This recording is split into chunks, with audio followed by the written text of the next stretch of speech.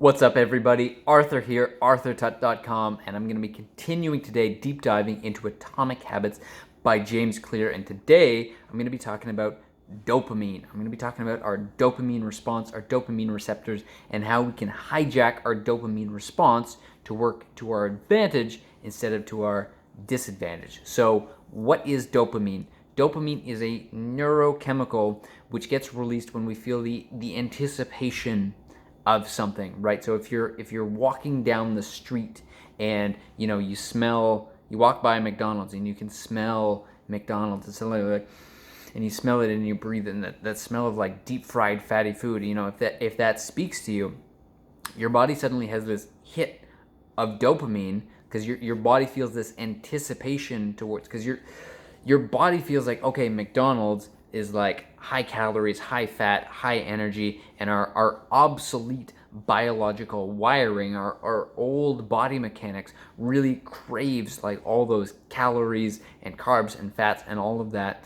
And so when we smell McDonald's, we have that sudden dopamine response where our body wants us to go do it, right? Our body is encouraging us to go do it. And dopamine is the chemical responsible for desiring of that anticipation, right? And so dopamine can lead to a lot of bad things. Dopamine can be the reason why we get into junk food addictions. Dopamine can be the reason why people get into pornography addictions. Dopamine is the reason why people get into like alcohol and gambling addictions, right? Because dopamine is released and it feels good, and so we love chasing that reward. So the question is, how can you turn the tables on dopamine and how can you use it to your advantage? Well, I was talking about this before, but when we have a habit, let's say I'll use myself for example. I want to get in the habit of making more and more and more sales calls, right? And this is something that I personally have struggled with and I am working through right now. And what I'm going to work on doing is every time I sit down and I make a group of sales calls, like let's say I make 5 sales calls, right? Afterwards, I'm going to give myself a really nice reward. I'm going to sit down, I'm going to, I've got a soft spot for maple espressos, right? Even though I don't really drink coffee anymore. But okay, maybe a healthier example, because I've been working on exercising and getting fit. So I've got some protein powder, right? And it tastes good. It's kind of sweet.